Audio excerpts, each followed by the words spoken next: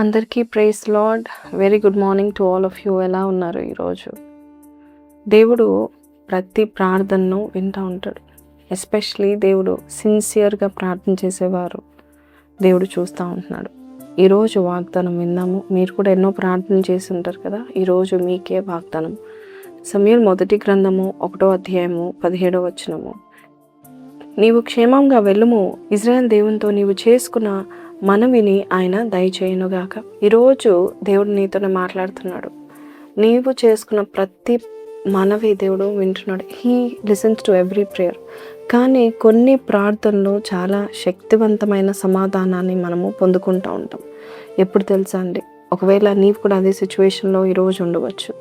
ప్రభా, మరి నేను హేళన చేయబడుతున్నాను, దూషించబడుతూ ఉంటున్నాను, తృణీకరించబడుతున్నాను, మనుషులు నన్ను నెట్టివేస్తున్నారు, మనుషులు నన్ను ఏమాత్రం పట్టించుకోవట్లేదు, ఇంకా చెప్పాలంటే అసలు నన్ను గమనించట్లేదు, అసలు నేను ఒక మంచిగా నేను ఎవరికి తేటపడట్లేదు అనే స్థితిలో ఉండి నువ్వు అయినా దేవుని సన్నిధికి నువ్వు వెళ్ళి ప్రార్థన చేస్తే శక్తివంతమైన సమాధానం దేవుడు నీకు దయచేస్తాడు. అంతేకాదు, you have to forgive others. దేవుడు అది చూస్తాడు. ఇతరుల్ని మనం క్షమించి చేసిన ప్రార్థన చాలా శక్తివంతంగా, చాలా ఎఫెక్టివ్గా ఉంటుంది.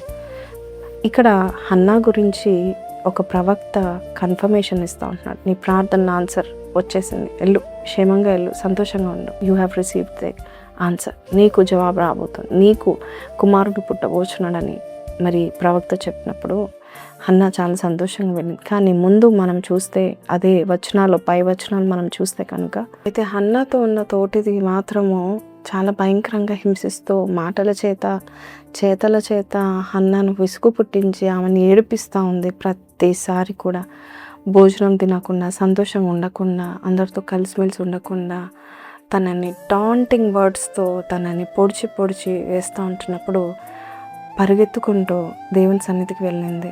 ఇతరులను దూషించకుండా, ఇతరులకు సమాధానం ఇవ్వకుండా, వాళ్ళు తిడుతున్నా, వారిని నేను ఇన్సల్ట్ చేస్తున్నా, వారిని నేను ఏమాత్రం దూషిస్తున్నా కూడా నీ వారికి సమాధానం ఇవ్వకుండా నువ్వు దేవుని సన్నిధికి వెళ్ళి నువ్వు ప్రార్థన చేసి, ప్రభా నువ్వు చూసుకున్నాయినా, నాయనా నాకు ఒక బ్లెస్సింగ్ ఇవ్వు ప్రభా అని నువ్వు ప్రార్థన చేస్తే దేవుడు అట్టి ప్రార్థన దేవుడు వింటాడు. అంతేగాని నాకెందుకు ఈ సౌతినిచ్చావు, నాకెందుకు భర్తనిచ్చావు, ఈ భర్త ఇంకో పెళ్ళి ఎందుకు చేసుకోవాలి, వాళ్ళకి పిల్లలు ఇచ్చావు, నాకెందుకు ఇవ్వలేదు అని కంప్లైనింగ్ కంటే కూడా వెళ్ళి బతిమాలుకొని దేవుని సన్నిధిలో కూర్చాడింది. ఇలాంటి ప్రార్థనలు శక్తివంతమైన ప్రార్థన, వెంటనే ఆన్సర్ వచ్చే ప్రార్థన. కాబట్టి ఈరోజు నువ్వు ఏ విషయంలో నువ్వైతే బాధపడుతున్నావో, ఎంతమంది నిన్ను టాంట్ చేస్తున్నారో, ఎంతమంది నిన్ను హింసిస్తున్నారో మాటల చేత, ఎంతమంది ఇన్సల్టివ్గా మాట్లాడుతున్నావు, ఏమాత్రము కేవలం దానిగా కేవలపు వాడిగా నిన్ను చూసి తీసి పారేస్తున్నారో, నీవు వారికి ఆన్సర్ ఇవ్వడం కాదు, వారితో పోరాడడం కాదు, వారితో కొట్లాడడం కాదు, కానీ దేవుని సన్నిధికి వెళ్ళి, ప్రభా నువ్వు ఒక్క బ్లెస్సింగ్ నాకు ఇచ్చినట్లయితే నా నింద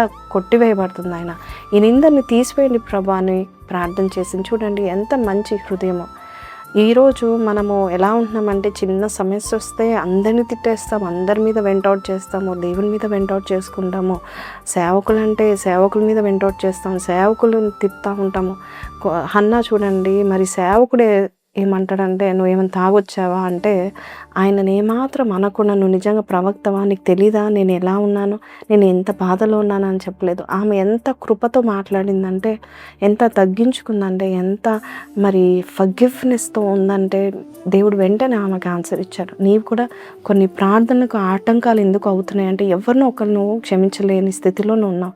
క్షమించు, వారిని తిడుతున్న వారు తప్పైనా పర్లేదు, క్షమించు, దేవుని సన్నిధికి వెళ్ళి తిరిగి మరి ఒక చిన్న పిల్ల హృదయం కలిగి, చిన్న పిల్లల మనస్తత్వంతో, దేవా నీవు నాకు ఈ కార్యం చేస్తే నేను నిన్ను మహిమపరుస్తాను, నేను ఇది మొక్కుకుంటాను అని నువ్వు చెప్పినట్లయితే దేవుడు ఖచ్చితంగా దీవిస్తాడు. మనలాంటి వాళ్ళు ఎలాగ ప్రార్థన చేస్తారంటే, ఇది నాకు అవసరమా ప్రభా, ఈ నింద నాకు అవసరం అని దేవుని దూషించే ప్రార్థన కాదు.